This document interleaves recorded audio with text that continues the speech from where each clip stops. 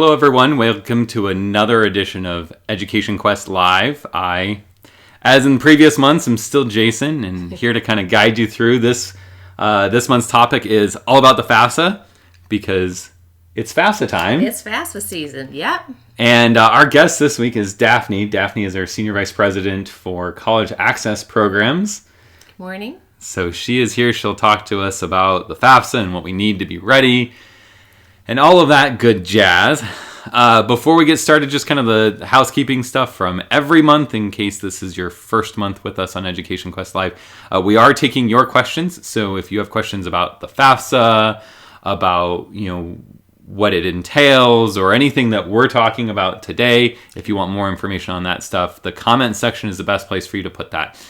So if you're on Facebook, you're kind of down below, and on YouTube, it's typically to the right or the left, depending on what kind of device you're on and what you're viewing on. So I thank you for joining us today. Hopefully you get the information that you need so you can get out there and complete your FAFSA. So we've said FAFSA. Yes. FAFSA is an acronym. So why don't we start with explaining what does FAFSA stand for? So FAFSA is the free application for federal student aid. And it is the form that is needed to be filled out if a student wants to go to college, and it is needed for federal, state, and college-based financial aid. And so who completes it? What type of student is needing to do the FAFSA right now? So any student that wants to go to college in the fall will complete the FAFSA. And if you are a dependent student, you'll need your parents' information to complete it as well. And when you say the fall, you're talking about the fall of 2020. Correct. Okay.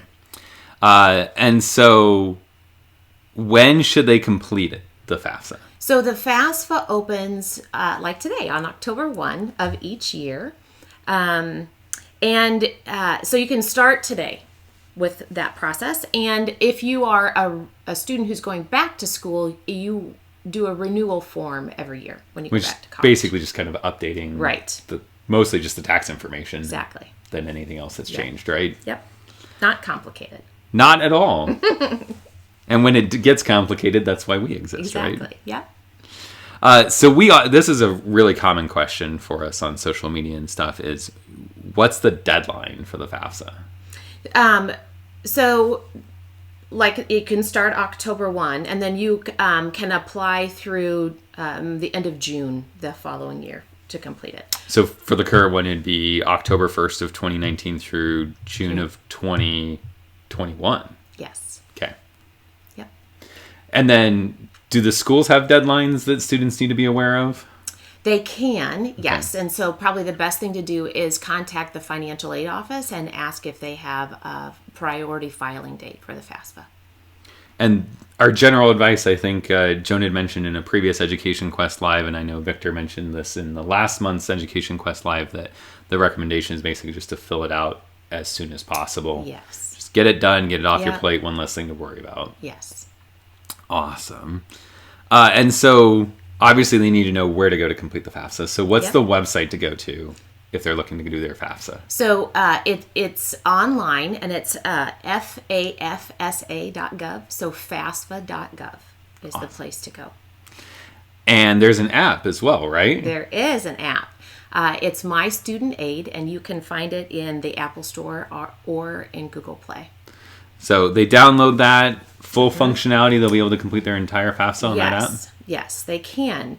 And it's gaining popularity, so there's more students doing it that way all the time. Well, those that have been on the FAFSA, on the Education Quest Live know that I'm a techie, so I have the app, actually. I don't know why. I don't need it, but I have it. So definitely, go download that if that's kind of your preferred method of doing things, which is kind of a nice feature. So let's talk about what information they're going to need to complete the FAFSA. So probably the best place to start is we have a FAFSA checklist on our website, which will give all of the details. But a student's going to need basic information, name, address, date of birth. You'll need a student and parent FSA ID, which is a username and password. And if you haven't done that already, that's a great first step for you to do. You'll also need student and parent income and asset information, along with the names of the schools that you want the FAFSA information to be shared with. Because when they fill out the FAFSA, the schools get it directly from Department of Ed, so you don't have to get something, put it in another envelope, mail it to someone else, something ridiculous like that. It's kind of a one-stop shop. And then you mentioned before about a dependent student needing parents' information. How do they know if they're a dependent student? So there's a series of questions that a student can answer to determine if they are a dependent or an independent student. And on our website, on that FAFSA checklist, those questions are there for the student to take a look at.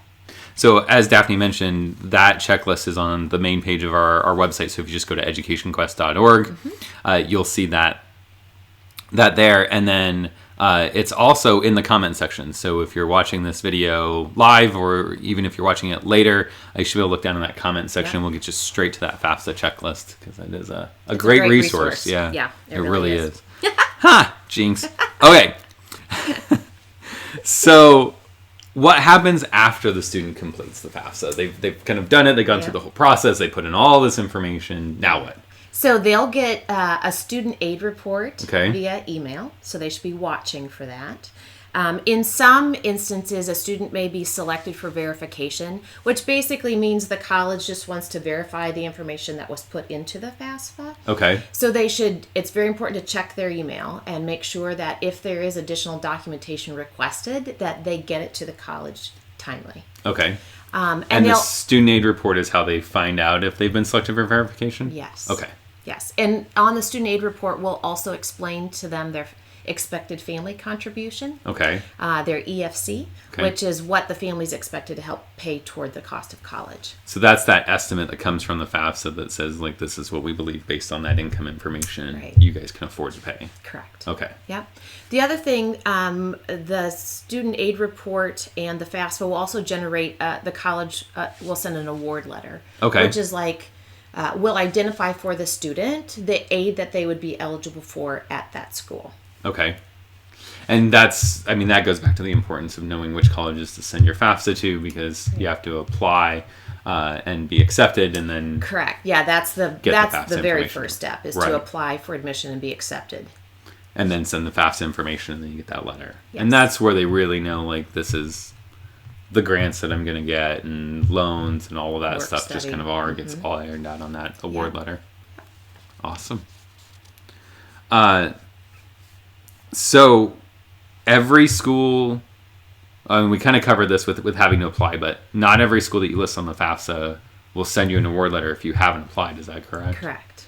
So it is important for all of those of you out there to make sure you do both of those steps. Make sure you apply. Make sure you send your FAFSA information to them. So what happens if a student qualifies for a loan? Okay, so the student loan process is separate from the FAFSA. And most of the time, a college will reach out to the student if you are eligible for a student loan in the late spring or summer before they start school in the fall. It involves signing a master promissory note. And really, the primary contact for all that information would be the college financial aid office. Okay. So they still need to fill out the FAFSA to get a loan. So that's our first step in that. Yeah. And then kind of late spring is when they'll do all of that paperwork, sign all of that stuff, right? And we also talk a lot about making smart borrowing decisions. So talk with the aid office about what that loan amount is and what your the amount that's actually needed to cover the cost of school, knowing that a student loan will be paid back. So on the award letter, it tells you how much it's going to cost to go to that school for a year, right? Correct. And what's included in that? So it's tuition, fees, room and board. Okay. And a lot of times it will be personal and transportation costs included. So it's going to kind of be the full picture of what it's going to cost to go to school. And then the aid that's applied to help reduce the cost. Yeah. So then when you talk about smart borrowing, that's where we get into, like, a lot of that stuff is an estimate. You know, if a student's living off campus, they're estimating living expenses. They estimate transportation costs and things like that. So it's good just to kind of be smart about like what's a cost that you absolutely have to pay, like tuition and fees, and what are some things that maybe you can offset in some other ways, right? Correct. So how hard is it to complete the FAFSA? It's really not that complicated. It sounds more daunting than it is. Right. The website has lots of help questions along the way. So if you need a further explanation of what the question means. Right. I think one of the most important things is come prepared. Look at the checklist that we have on our website, gather all those documents, and it really doesn't take a lot of time. The other thing you can do is you can watch our FAFSA demo video, and we'll post a link to that. It's actually last year's version because we do it every year. So now that the new FAFSA is out, we're kind of working through getting the new video out there. We'll actually walk you through the FAFSA step by step. So, that's another thing. Like, even if you're not going to have it open and use it as kind of like your step by step guide, it's another great resource just to kind of watch and know what you're getting yourself into. Absolutely. And it'll really kind of ease your concerns if, for those of you commented that are worried about how difficult it may be or what kind of it entails, that's a good resource for you. Just kind of figure that all out. Yep. So keep an eye out for that or watch the old one, and that'll get you through most of that stuff. And you mentioned the FSAID video, the FSAID, and needing that to start the FAFSA. That's something that they can do right now. Absolutely. They don't have to wait to do the FAFSA to do the FSAID. Correct. Is there anything else that they can do like right now other than maybe, like you mentioned, the checklist, gathering some of that stuff up? I think if they have their paperwork gathered, go forth and file the form. Yeah, get it done. Done. We mentioned that. Yeah. The nice thing about Education Quest Foundation is we offer free resources, right? And so if someone has a question, you can pick up the phone, call any of our offices free of charge, and we can help answer questions. You can set up an appointment in one of the offices if you would like. We've got college planning offices in Kearney, Lincoln, Omaha, and Scottsbluff. Yeah. And a whole website full of great resources for families. Yeah, we've got tons of blogs planned to kind of help you get through it. And so there's some good stuff on there. And if they schedule the appointment, the advisors and stuff in our offices will actually kind of help you kind of walk through that. But those appointments are limited. So if that's the kind of help, if you need that level of help, you need to make sure that you get in and get that scheduled pretty quick. Yeah. Yes. For those of you, obviously this is a social broadcast kind of thing too, is to know that you can message us at any time if you have questions about your FAFSA, about applying for financial aid.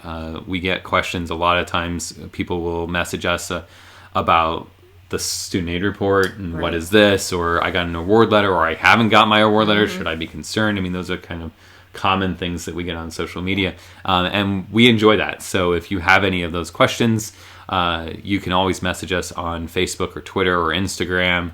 You can post in this video if you're watching this video and you've got a question on the top of your mind. We do monitor the questions after the live broadcast, so we're happy to answer any of those. Absolutely. We want to be your information resource for college access and all things FAFSA. We really just want to help you get to college, and so that this is just kind of one of the ways we do that. So Daphne, before we kind of sign off, are there any other tips or anything else that you'd like to tell the viewers and stuff about FAFSA or financial aid in general? I would say just take your time to gather the necessary information. We're a great resource if you have any additional questions when you start filling out the FAFSA form. And we wish you the best of luck as you explore what's the next chapter in your life. So definitely reach out to us if you have any of those questions. I want to thank Daphne for joining us and kind of giving us this overview of the FAFSA and what it entails. And I want to thank you for tuning in and viewing. So if you do have any of those questions, don't hesitate, reach out to us. We love being a resource for you, helping you get to college. And as Daphne mentioned, we are a free resource, so you don't have to worry about some random charge or request for PayPal or anything like that. So, so we'll see you next month on another edition of Education Quest Live. And until then, good luck on your FAFSA and applying for college, and we will talk to you later.